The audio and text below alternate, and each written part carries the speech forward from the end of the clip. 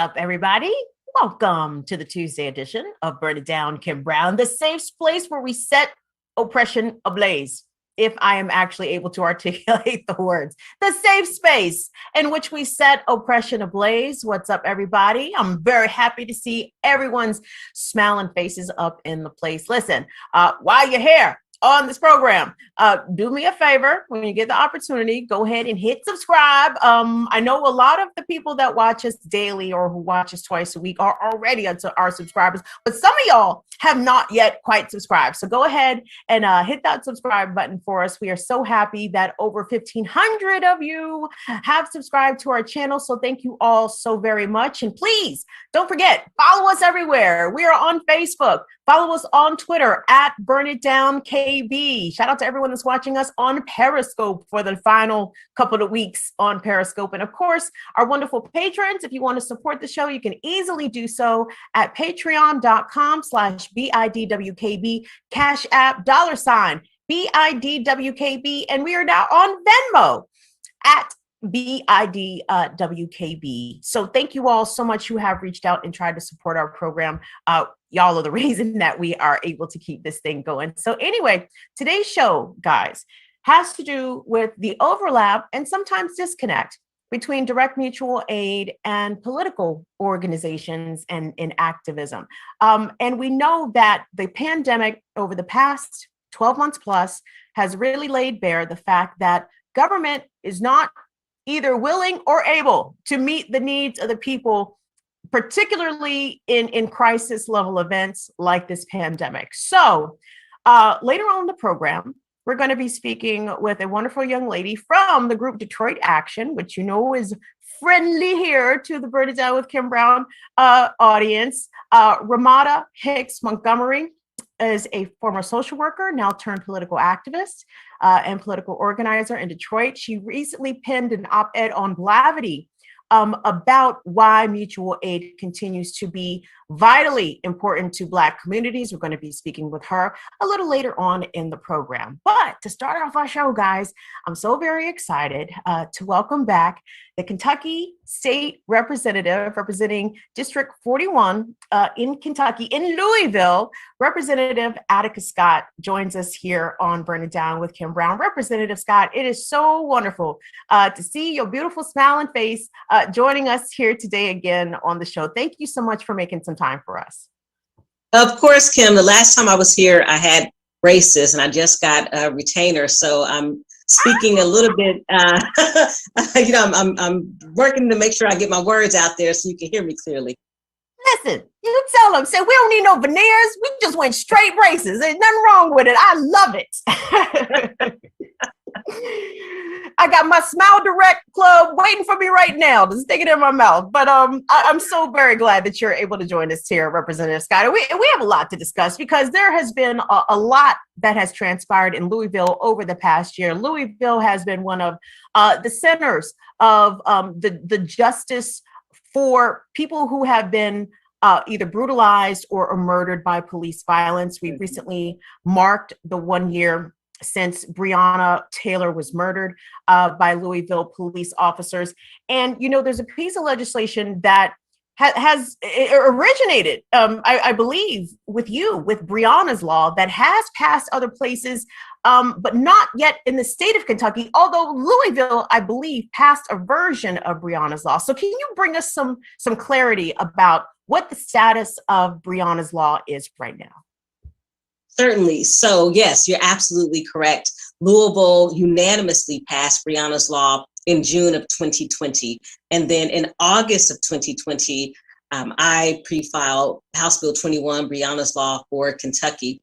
Spent 7 months, Kim, trying to get the bill heard. The legislature waited until it was too late to vote on the bill to allow it to be heard in committee for discussion only.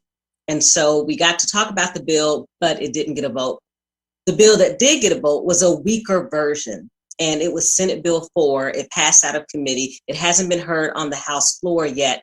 But I will tell you, one of the reasons why is because 2 former sheriffs who serve in the House added two horrid amendments to Senate Bill 4, which would basically justify what happened to Breonna Taylor the night she was murdered. So Senate Bill 4 is in no form or fashion Brianna's Law. It is a much weaker version. And with these amendments, it would justify the murder of Breonna Taylor. That is terrifying. And it sounds to me as though they will use the name Brianna's Law, right? Co-opting that name, co-opting her name to distort the original intent of the bill that you originally submitted. So I know you said the bill has not yet been voted on. Is there any indication about the level of support that this bill has? Is it likely to pass, in your opinion? Well, Kim, the reality is the sponsor of the bill is the president of the Senate. So what the president of the Senate wants, the president of the Senate usually gets. And we know that there was a and I think I talked about this with you on the show when I was here the last time. We know when I filed Brianna's Law in August of 2020, the Kentucky State Fraternal Order of Police came after me viciously on their social media platforms. But when the white president of the Senate filed his bill, you couldn't hear a peep. They never said a word. So he doesn't have much opposition. He is the president of the Senate. We have 2 days remaining in our legislative session at the end of March. So it's highly likely that his bill will be heard on the House floor and probably voted and signed into law. Do you think your Democratic governor will sign this bill into law as is, even with the weakening of the bill and the addition of those bad amendments, as you mentioned? Well, unfortunately, I really have not heard him articulate his position on the use of no-knock warrants. So I really, to this day, don't know where he stands. So I'm not sure. I just really don't know, Kim. Okay. Well, there's some other things happening in Louisville. Obviously, you know that, well, nationwide, we are still very much dealing with the COVID pandemic. And despite the fact that, you know, millions of Americans have now received this vaccination, we are very much not out of the woods. And we are seeing infection starting to uptick slightly as we're seeing the loosening of restrictions and stuff starting to go back to normal. I am so afraid of normal at this point, Representative Scott. But talk to me about how COVID has impacted your constituents in Louisville and whether they have had, in your opinion, good access to the vaccine. Mm-hmm. Well, Kim, you and I both know in 2020 that Black folks, Latinx folks, and Indigenous folks were disproportionately impacted by COVID-19. We both know that.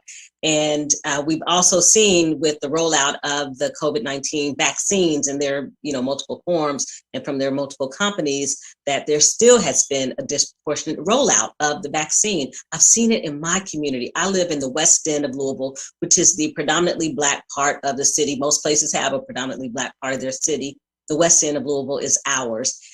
There are neighborhoods where Black people don't live beyond the age of 67. And so when the vaccine first rolled out, the threshold was the age of 70. So I wrote a letter to the governor's Secretary of Health and Family Services to say, you need to change this rollout because you're leaving out a whole host of my elders who are not eligible for this vaccine.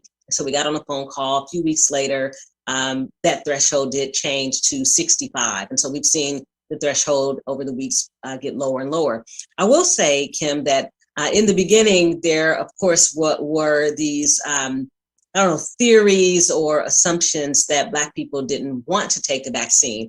That wasn't the case. The case was that we wanted white-led governments and entities to acknowledge the history of medical trauma and medical racism on our communities, acknowledge that before you then try to encourage us to take a vaccine when that medical racism and trauma hasn't been acknowledged and you really haven't done anything about it. But our folks wanted the vaccine. I just want to make sure that folks are clear about that. We wanted the vaccine. We didn't want it in an environment where the pain and trauma we experienced was not acknowledged and, in all honesty, not even addressed. So right now we're still trying to address making sure that folks who want to take the vaccine have access to it and that there is equity in the distribution of the vaccine. Representative Scott, we know that over 600,000 people have died as a result of coronavirus. So many people taken in their prime, not to mention the elders that we lost during this pandemic. Talk to us about what the West End lost. Like, what did your district lose as a result of the virus, and then the subsequent mismanagement of trying to get the virus under control for so many months. I mean, the leadership obviously was a failure at the federal levels, starting with the former president. But, so many people lost very important folks to them. So many people lost, so many communities lost just institutions of folks, and, with the knowledge and the potential also that communities lost. How did that affect Louisville's West End? It's been hard, Kim. I live, I work, I worship here in the West End. I raise my kids here in the West End. And my church alone, Kim, nearly half a dozen people, if not more, died, not contracted. I'm talking about died from the coronavirus. And that's just in the church where I worship. And so that's just an example of what the West End of Louisville, the Black part of Louisville, has experienced with COVID-19. That story exists for so many of our churches. And we're a place, like many predominantly Black areas, where there's a church almost in every corner. And so that's been the reality on almost every corner, is that you've had, half a dozen people at this church, this house of worship, who have died from COVID-19. And then there's the residual effects of that on the families that lost that loved one, right? There's still healing from losing their loved one in the midst of a global pandemic, not being able to be together and comfort one another in that time of loss. It's just been too much for so many people. And on top of that, Kim, we also were experiencing this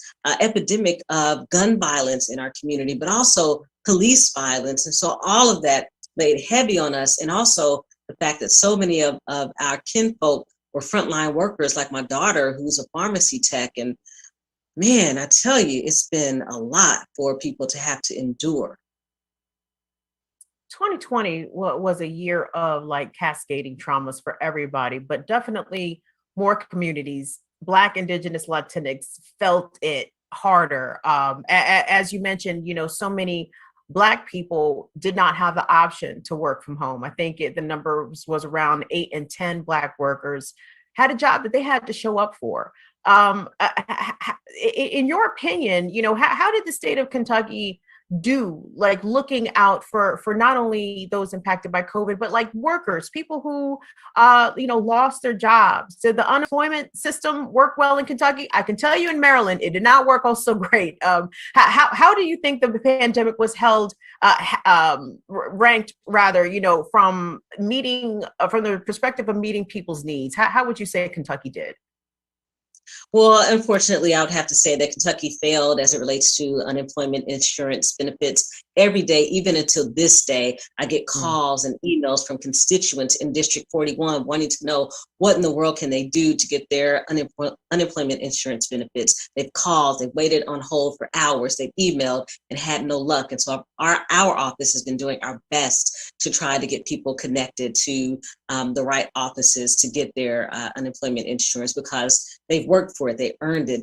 But also there's the housing crisis. And right now, people experiencing evictions. And even during the height of the pandemic, people terrified that they would be evicted.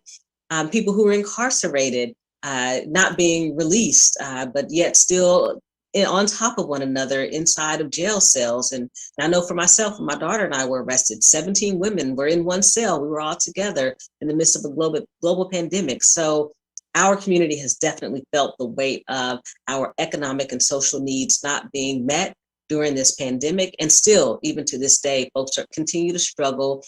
We did nothing in the Commonwealth of Kentucky in our legislative body to raise the wage for people, to make sure we did our part to try to get more money into people's pockets. We did very little to address the childcare needs that people have, getting PPE to where it's needed. It's just, in so many respects, been a failure because of the entire system collapsing around us. And who gets hurt, Kim? You and I know. Black folks, Latinx folks, Asian folks, Indigenous folks. We know time and time again, poor white people are the folks who get hurt time and time again when these systems and the infrastructure fails.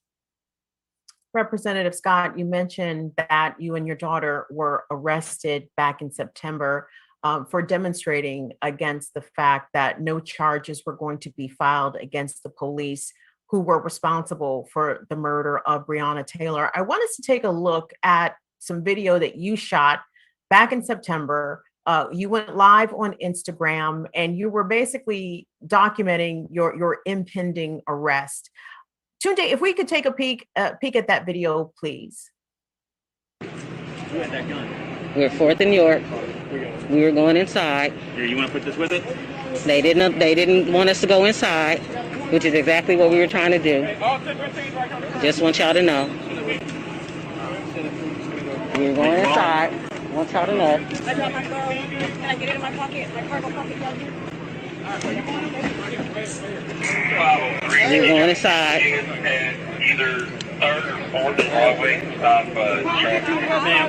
Is your phone recording? Yes, it You might is. want to turn it off, that way it doesn't get broke, okay? Turn it off, put it in your pocket, okay? All right, y'all. All right, go ahead and turn. Representative Scott, I'm very annoyed at the fact that the cop was trying to be polite as he was arresting you, trying to tell you, protect your phone. And it's like, well, you were about to arrest this woman on completely bogus charges.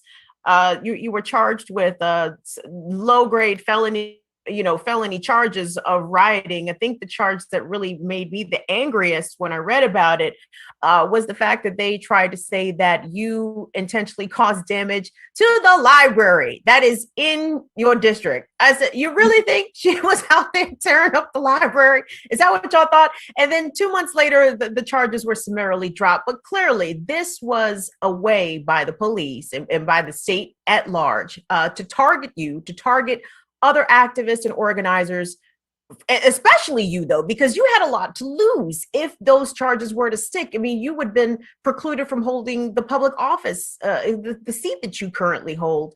How did that arrest affect you? And how did it impact the way that now you continue to do your job and the kind of bills that you author and that you put forward to help the Louisville's West End residents? I mean, what was that arrest and your experience in the criminal justice system? How did that affect you?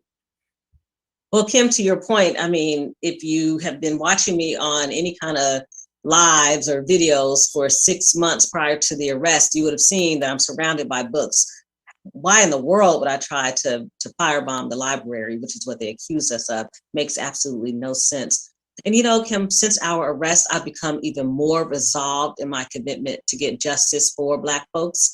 And the legislation that I have filed has reflected that. But also, Kim, our legislative body has retaliated against me, against my daughter, and against people who were protesting. They literally filed a bill, passed it out of the Judiciary Committee that I serve on.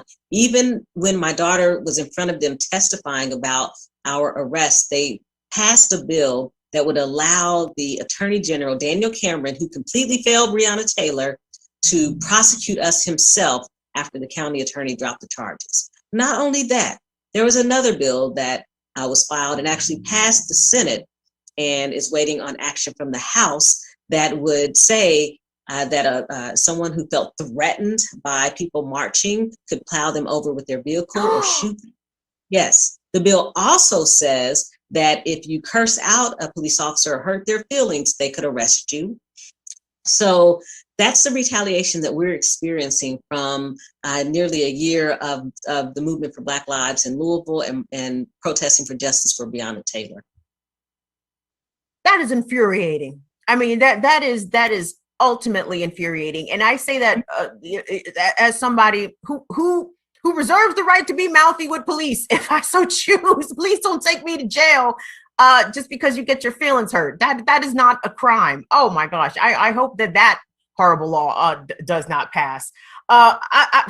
So talk to me, Representative Scott. I saw a clip and I meant to pull it and I didn't, and that's my fault. But it was a Black woman state representative from Kentucky, and she was being interviewed on MSNBC, and she was talking about the bust of a prominent Grand Imperial Wizard of the Ku Klux Klan being featured there in the Tennessee state capitol. And, you know, for a Black woman, for a brown-skinned Black woman, for a Black woman who wears dreadlocks, I can only imagine the level of, pardon my language, Representative Scott, shit that you get from some of your colleagues in the Kentucky State House.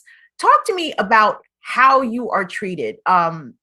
Because I mean, I know what it's like just to be a Black woman in the world. And I know how hard certain people from certain demographics go to make sure that I know my place, right? We'll take great lengths and pains to make sure that Black women know their place. What has been your experience serving in the Kentucky House as a Black woman? Certainly, and I want to acknowledge that you were talking about my sister, State Representative London Lamar from Memphis, Tennessee, who was speaking out about that bust in the Tennessee State Capitol. So shout out and love to Representative Lamar. And I lived in East Tennessee for 14 years, so I definitely stay close to what's happening in our neighboring state. For me, I will say that I have said quite a few times during this legislative session, Kim, that there are some colleagues that wanted to see and continue to wish harm on my daughter and I for speaking up for justice. I believe that with my whole heart, or they wouldn't file or even pass some of the bills that they've passed in retaliation against us. I also know, Kim, that since our arrest, I have received threatening messages. The morning that we were released, I received a message from someone who said, we should burn down your house the way you tried to do the library. So the police's false arrest of us has made us a target now of hate mongers and white men who wish us ill, wish us violence. I also got a message from someone about 8 weeks ago who said that if they were a cop the night that we were arrested, they would have shot us themselves. And then my birthday, yes. And then my birthday was the last weekend of January. And someone called me the day before my birthday, called the office and left a message. She had no idea it was my birthday weekend. And she said, please be careful this weekend. My neighbor is increasing in his violent rhetoric against Representative Scott. He's got guns and he has threatened to shoot and kill her. She said, I called the police, but they are doing nothing about it. So that's what I've experienced just in this past 12 months alone. I'm so very sorry that you've had to deal with that, Representative Scott. And it really makes me concerned because we know, as evidenced in the past week here in this country, Boulder, Colorado, and Atlanta, Georgia, that angry people with guns, they tend to be white males.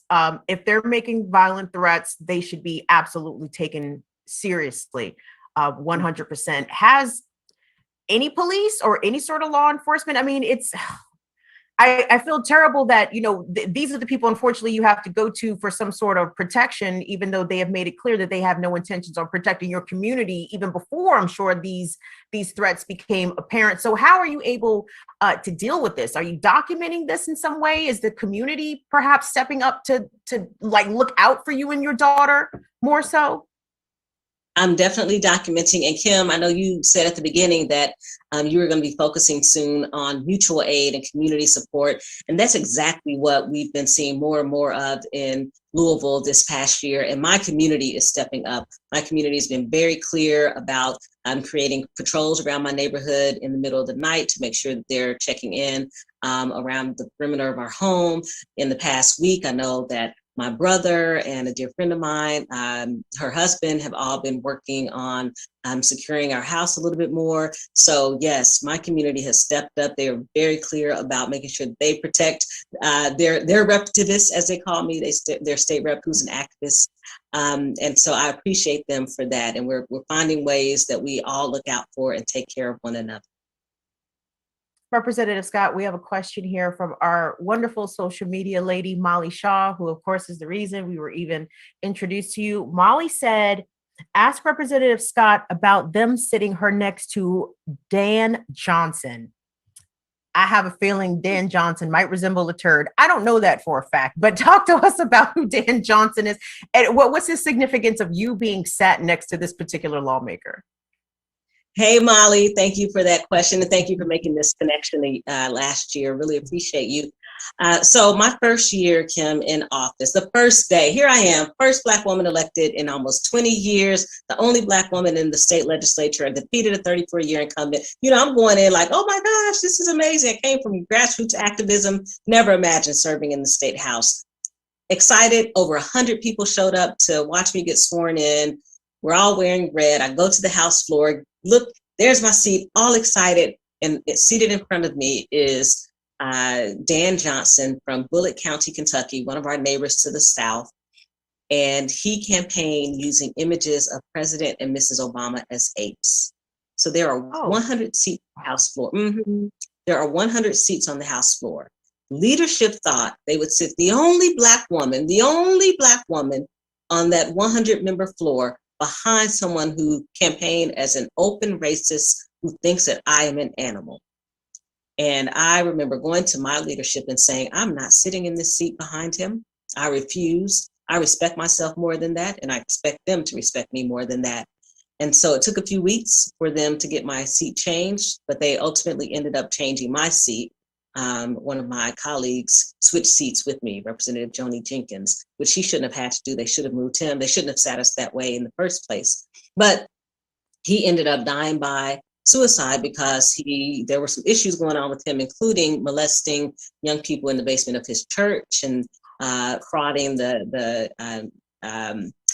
state of New York in his 9/11 claim that he was there as a first responder, and that probably wasn't true according to records. So there were a whole lot of issues with this person that they decided to sit the only Black woman behind. See, God worked that out. I'm sorry. I don't want to put it like that, not to be insensitive and not to speak ill of those who have passed. But you see, Jesus worked that out. Representative Scott, I wanted to get your reaction really quick, and then I'm going to let you go because I really appreciate you making some time. But not only are you fighting, Republicans and white supremacy, but in some cases, progressive Democrats have had to fight the establishment Democrats. And we saw that very plainly in the Democratic Senate primary that happened in Kentucky between Representative Booker and Amy McGrath, if I have that correctly. And Tunde, if we could you please pop up A6? Because Representative Scott, you can absolutely speak to this much better than I, but for people who were watching that Democratic primary from outside of Kentucky, I mean, we were pulling our hair out. Like, wait a second, Representative Booker's got the momentum here. He's got the people. He's got the right agenda. People knew that Amy McGrath probably was not going to stand much of a chance against Mitch McConnell, and of course that turned out to be the case. But Charles Booker tweeted this recently. He said, I am strongly considering a run for United States Senate in 2022. Good morning. And I know that is your colleague. I know that is your brother in arms and solidarity. You guys support each other tremendously. What are your thoughts about former Representative Booker making another run for Kentucky Senate to represent Kentucky in the Senate? And the fact that if he does decide to run, chances are the Democratic establishment will put up a very centrist person to stymie the progressive. And we saw this play out in a handful of different races. And we obviously saw it play out during the Democratic presidential primary. I'm not going to put you on the spot in that respect, but talk to me about, why the difficulties being a progressive sometimes has you at odds with the establishment of your own party. Because time and time again, we have white people in leadership, in particular white men, including in the Democratic Party, who think that the party is just for them and that only the candidates that they deem worthy should run for office and potentially win. Well, we saw that Chuck Schumer did that with Amy McGrath here in Kentucky, and she didn't win. Really, the people wanted Booker, and if he had had just another probably week, he would have come out on top and could have defeated Mitch McConnell. But we're clear that hopefully he will come back again and run in 2022 against Senator Rand Paul, because he is the people's champion, the people's candidate. the Democratic Party can put up whatever centrist that they want to, but in the end, it's going to be the people who determine who they want serving them in DC. It will be the first time that a Black person has ever represented Kentucky in our nation's capital, and it's about time. It's far beyond us being able to say it's the first time. We should be saying it's about time.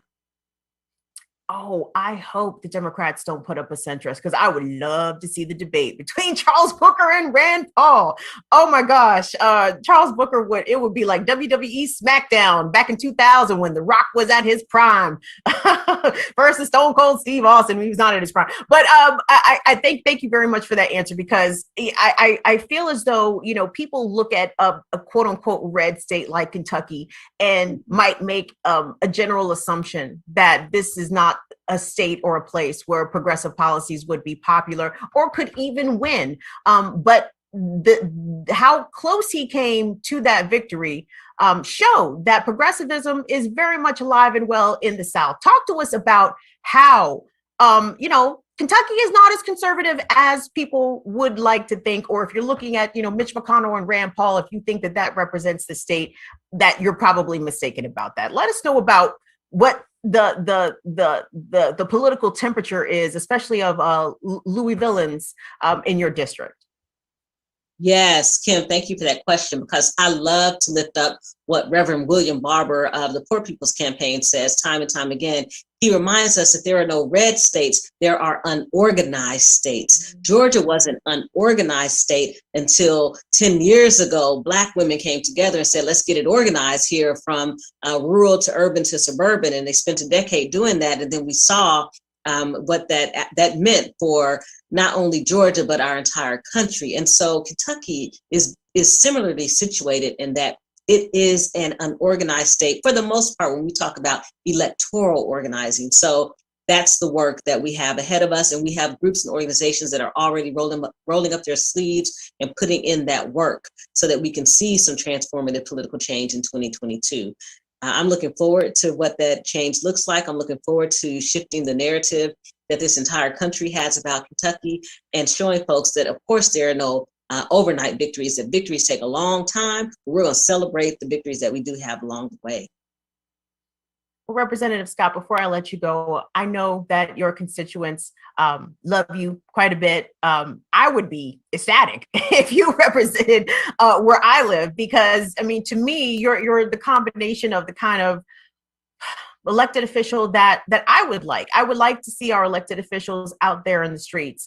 You know, you being a Black woman, you face particular vulnerabilities, but yet you still put your body out there on the line in defense of Black lives and in support of justice for Brianna and for others. And, you know, you put your pen to the table too. You know, you put up the bills, and I know you're not getting the response, but I know, you know, you're kind of serving in a Klan legislature. Sorry. Sorry, y'all. But I get it though. But I respect the fact that you are out there working and struggling on two fronts, on multiple fronts. So I appreciate that very much. But do you have higher political ambitions? Do you see yourself perhaps serving in Congress, in the House or in the Senate?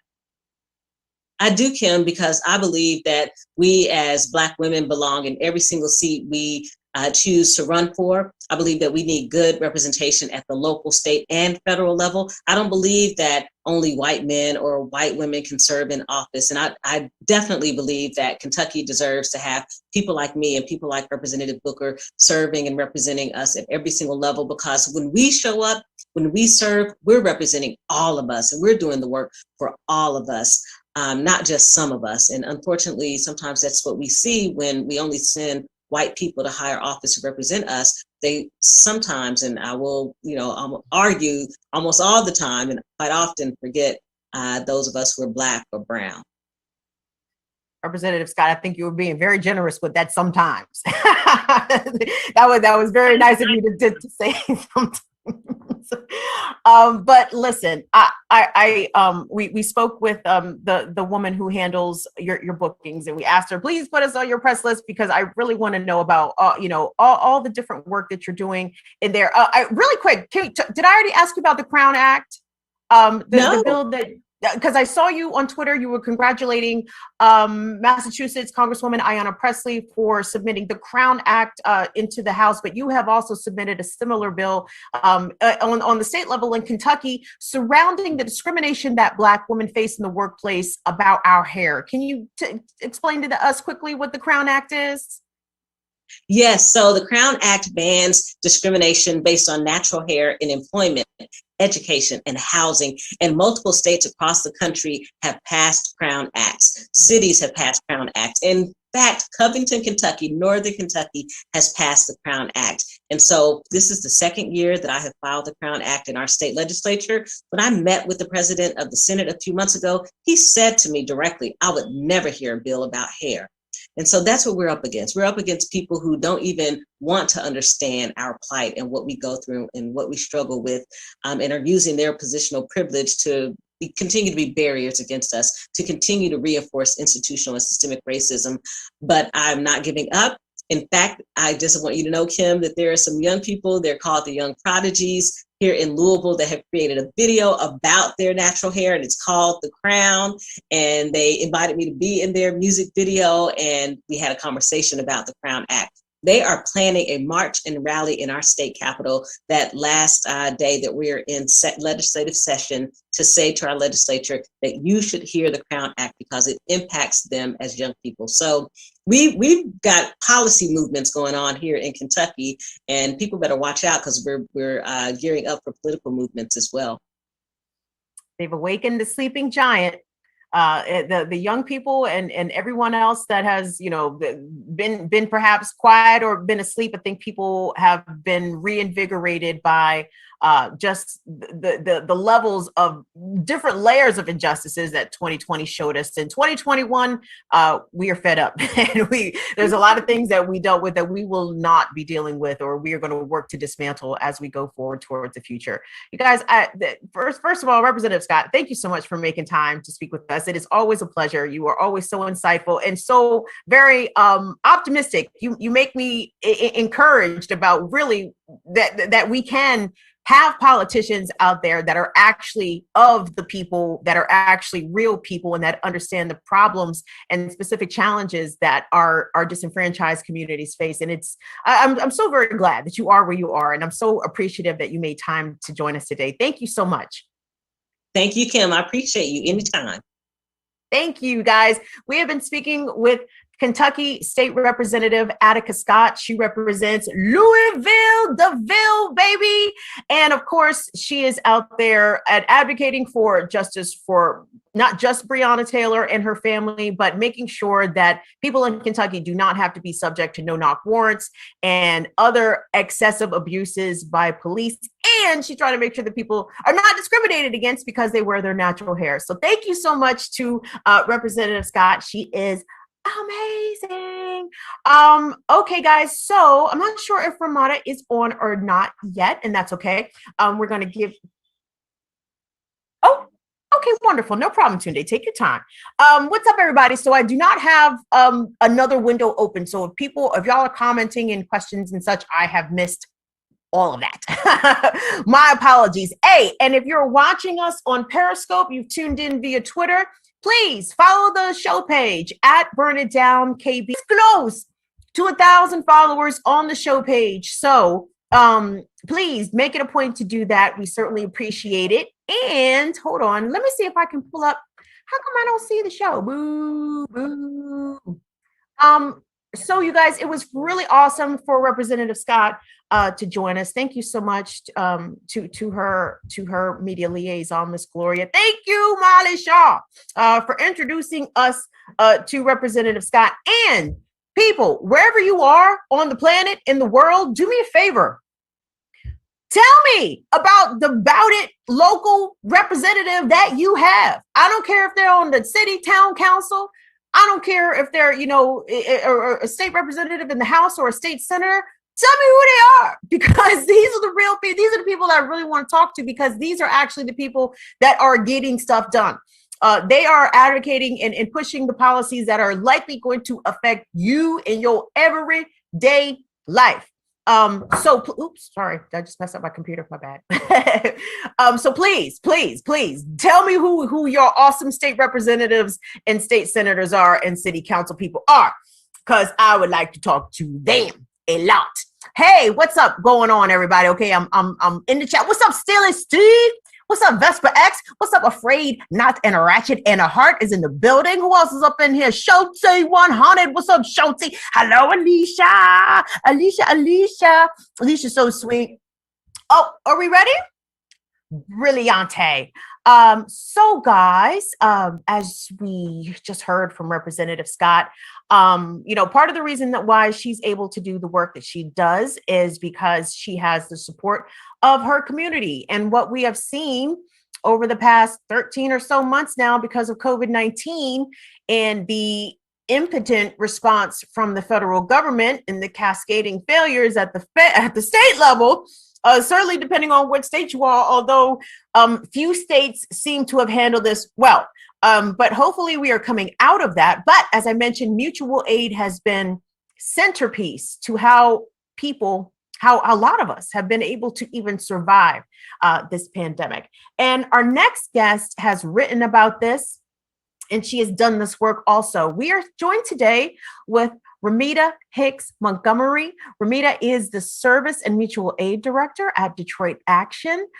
She is also a former social worker, and since her appointment, Ramita has worked diligently to relaunch Detroit Action's community services during a critical time for the city in the face of COVID-19 during the pandemic. And Ramita's work has been featured nationally and locally in publications such as Blavity News, the Detroit Free Press, and she is representing the 313. She's a Detroit native, and she holds a bachelor's degree in science in communications from Eastern Michigan University and a master's of social work degree from U of M, Michigan. What's going on, Ramita? Please tell me if I'm saying your name correctly, because I sometimes mispronounce people's names and it's not intentional. But thank you so much for joining us. Am I saying your name right, honey? Yes, you are.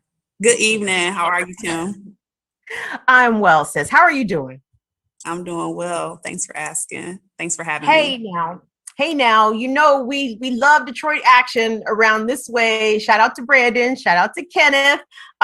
We love the work that's going on in Detroit. And of course, Detroit is black as hell. And there's a lot of black folks with a lot of black issues in the 313. So let's start there. I mean, you penned an op-ed recently for Blavity News about the COVID-19 drying up a lot of local and government resources, but the way mutual aid groups have stepped up to sort of fill that void. Talk to us about how that has played out and how you have seen that play out in Detroit firsthand. Yeah, well, so we have a mutual aid fund that it seeks to provide solidarity, stand in solidarity, not offering charity to the community, providing the resources and the things that our community needs that the government is just not at this point in time or ever meeting those needs. And so our mutual aid program, it is a low barrier program that provides access to resources to our community. In our case, cash benefits, cash assistance, to make sure that the day-to-day needs of the folks that are in our community, Black and Brown folks, they're able to meet those needs, whether it be something related to food, transportation, care costs, utilities, housing, what have you. We want to make sure that in this moment, we're standing with our folks to let them know that they're not by themselves, even though the government has been slow to respond to the needs of our people. And let me ask you specifically about your opinion, Ramita, about the way the state of Michigan has handled the pandemic and, helping to slow the spread of the virus, and B, the vaccination rollout when it comes to Black and Brown communities in the Detroit area. How would you say the state of Michigan did over this past year? Not very well at all. Piss poor, if I'm able to say that. Yes, ma'am. Say it.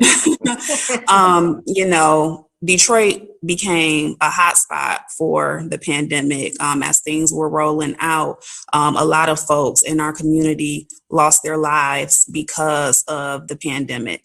And so because it was such a hot spot in the state of Michigan, it would just seem that the access to vaccines for those who want them would just have been more plentiful for an area that was the hottest spot for the contraction of the virus within Wayne County and, from what I understand, the entire state of Michigan. That hasn't happened. And so, like, right now, we have a lot of barriers that our folks are facing, you know, whether it's transportation barriers to get down to the TCF Center, which is where the vaccines are being administered, whether we have folks who are bedridden or homebound who are not even physically able to make it down to the TCF Center, whether it's a lack of dosage to make sure that folks who are able to make it there can actually get the vaccine. And then also the access to even scheduling vaccination appointments has been dismal. And so I would say, to sum it all up, no, there has not been a wonderful or a great concerted effort to make sure that in the Blackest city of America that we have access to the vaccination, even though we were at one point a hotspot for the spread of the virus. And from what I just checked a couple of days ago, like, Michigan is starting to climb again in terms of being a critical state for the new surges of the virus within our location. You know, Ramita, some of these accessibility challenges, it's a consistent narrative from city to city, especially when it comes to Black residents. When you just mentioned the issues that some Black Detroiters have getting downtown to get to the mass vaccination center, Baltimoreans are facing the same sort of thing. Governor Larry Hogan, our Republican governor, trash. He opened up Raven Stadium, M&T Bank Stadium, as a max vaccination center, except M&T Bank Stadium is all the way downtown, and most Black people do not live downtown. And the public transportation system in Baltimore is so dismal, it is literally a financial and a physical difficulty for a lot of people who live in Black neighborhoods to get to the mass vaccination center. So that has also been a delay in the vaccination rollout in our communities. And for me to hear you say the same thing that Black Detroiters are facing, the same thing Black Baltimoreans are facing, man, at some point this is deliberate, right? There is a purposeful obfuscation of, trying to put up barriers for our people to get this medication. Yeah, absolutely. I mean, it's definitely not on accident. I think as we grow up and we deal with these systems, this oppression, these barriers, before we really start, having conversations with people who maybe live outside of our cities, but in other Black cities across the US, we start to realize the similarities in the experiences. Now, you're all the way on the East Coast, I'm here close to the Midwest, and yet we share a commonality in how the folks in our city are being treated, how they're being overlooked during the middle of a pandemic. It's not by accident, it's definitely by design. Here in the city of Detroit, we have to schedule vaccination appointments, accessing things like the computer, the internet. And so that's going to present another barrier for people to know how to actually use technology, how to be digitally inclined enough to even know like where to go, how to move forward in scheduling. And then once that happens, how to actually get there. Because like in Baltimore, our public transit system here is trash. It's absolutely horrible. And they also recently reinstated the fares for public transportation. So I'm not sure if that's actually happened yet or if that's still coming down the pipeline, but it won't even be free for folks to have to get down to the TCF Center if in fact they are able to use the bus system to do so. I wanted to talk about more about Detroit and some of the needs that Black Detroit has, and Brown Detroit as well. When we and I want to get your opinion, because your experience and your background is in social work, and now you're working in political organizing. Number one, what made you make that transition from social work to community action, even though they're very related in a way. But yes, go ahead. Let me know about that. So to your point, Kim, they are very related. I'm not fully sure that there was a real transition, more of an intersection of the two things, because, a lot of times people misconstrue social work as just, folks who want to take people's kids away, or, just providing therapy, or, that's just a lot of times for folks who are not involved in the field of social work. They assume that pretty much that is the totality of what the profession is. But with me, because I can never make up my mind for whatever reason, I love social work is the best field for me because it allows me to be boots on the ground. So that allows me to see like where the disparities are. I can talk to the people who are suffering. I can figure out from the ground level where the issues are, where the gaps are, what the people need, hear their stories. And then also with that, I can take that and organize around those issues to make sure that, okay, we are providing services in the meantime, but that's kind of like a Band-Aid. That's kind of treating the symptoms of a larger problem. So we're providing these direct services, but at the same time, we're also organizing around these issues in order to move policy so that structurally we can have some changes and hopefully impact the community in a way that's going to be better than just us, just kicking the can down the road by providing these services, but also doing something that's going to have a larger, more lasting impact for our community. Mm-hmm. And I wanted to ask, we here at Burn It Down with Kim Brown, we are always looking for local players to watch. And by players, I mean elected officials, in the sense that, I think people have started to awaken to the fact that, we should not engage in political idolatry, right? Like, it's cool if you have a politician you like, but that person poops every day just like you. And it stinks just like yours and mine, right? So, nobody's infallible out here. And I'm not naming no specific names, but you know what I'm talking about. People get so invested in a personality. Don't you talk about blah, blah, blah, blah. Don't talk about Obama. Don't talk about AOC. Don't talk about this one. Don't talk about that. Okay. But that really puts us at a bit of a disadvantage because it disincentivizes people to actually give a good critique of that person and their policies, because people get so caught up in liking them. But I'm curious, since you have been there on the ground, who is there in Detroit or in Michigan at the local level that really gets it? And beyond getting it, they are, out there making sure that the policies for disadvantaged communities are being advocated for. They're lobbying for them. They're on the ground doing the work, but they're also in the community meeting the people and understanding their needs. Are there politicians in Detroit or in Michigan? I know this is not an endorsement. I'm really just asking for your opinion here. But are there people that sort of meet that criteria that you believe is legitimately understanding the struggle, but making sure that they are serving as an advocate for their community? Yeah, the first person who comes to mind is Congresswoman Rashida Tlaib.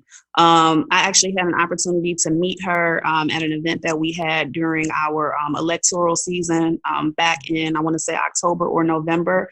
And one of the things that I just admired most, I'd heard a lot of things about her. I'd been watching her from afar, reading up on her, but she was just so relatable and seemed genuinely concerned and interested in the event that we were doing and just, people's lives in general.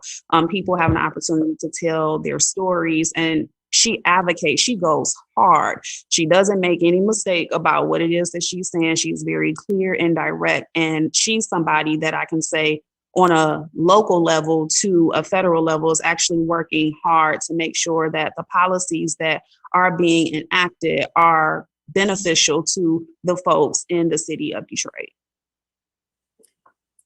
And when we look about, I'm so glad that you shouted out Congresswoman Tlaib because, she doesn't seem to mince words, and I can appreciate that about her.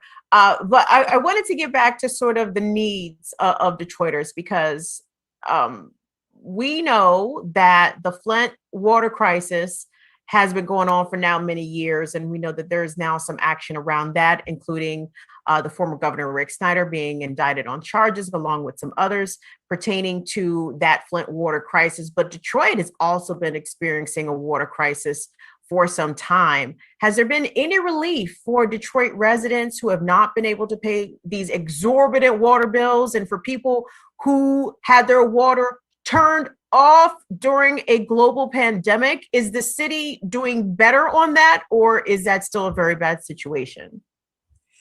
So I just like to be as honest as possible. I'm not exactly sure the nature of where we are with the water situation, but from what I understand, folks' water has been reinstated. There has been some movement that's been made on the waterfront. I guess my thing about that is that it should have never happened in the first place. And so it really just has me raising eyebrows and really just looking more intently about an administration that could even allow something like that to happen in the first place, especially during the middle of a pandemic. And so when I'm taking a look at the things that have been allowed to happen, how they've impacted the Blackest city of America, even if we are making some progress in terms of just water, we still have so many other issues in the midst of this pandemic that are being overlooked or are being moved on super slowly, like number one, affordable housing. Gentrification has like many other cities in America, it has, ran rapid in our city. There is no affordable housing. Folks who have housing choice vouchers or Section 8 are not able to find places to live within our city. And so water is a big crisis, but people not having homes is another. And then even though our moratoriums, they have been extended, we're actually pushing for rent cancellation, because once the moratorium is no longer extended, our folks are going to be struggling trying to figure out how they're going to pay all of these, months of rent that have gone unpaid due to the pandemic. So water is just one thing, housing is another, and there's a whole slew of other issues that we don't even have time to talk about today. Rent cancellation is so very important, and I'm very glad to see people organizing around that, even though that has been a point of organization for a while in terms of housing justice. But are there any, to your knowledge, are you aware of maybe any city council members or local representatives who have advocated or put forth a rent cancellation bill? Not that I'm aware of. I'm not saying that that's not happening, but not that I'm aware of. Okay, well, I'm so glad that Detroit Action has been putting that issue first and foremost. And before I let you go, talk to us about what's on the agenda for 2021 for Activist Detroit, or at least for what Detroit Action is planning, or the issues that you guys intend to work on this year.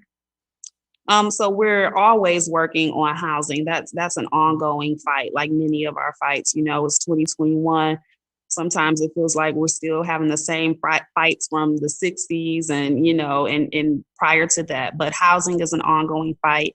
We are looking to also expand our work into harm reduction to make sure that folks who are using drugs are able to organize around issues that are important to them. Because the situation with folks who are using drugs, it is a public health issue. And so one of our goals is to make sure that we are spreading awareness about this particular situation, and also organizing around this issue, because, it's as big of an issue as anything else. We are relaunching our mutual aid fund. And so that's actually starting this upcoming Monday, March 29th. We have our ID birth record workshop, which is something that has been going on with, it started with Detroit Action Commonwealth. We merged into what is now Detroit Action, and that provides ID birth record access to folks in the city who need it, homeless, low income, what have you. And then we have our service series that is scheduled to launch this May. And it will basically provide a virtual space for people to gain education, awareness, and learn skills for the issues and the services that are most important to folks, but in a manner that's safe, because we can't really gather like we would if we didn't have a pandemic. And then finally, our organizing team and our field team, of course, we'll all be working closely together. I'm with the service team, making sure that for our upcoming local election, that we all have our boots on the ground and that we're working collaboratively to make sure that the person that we have in office is actually a reflection of our values.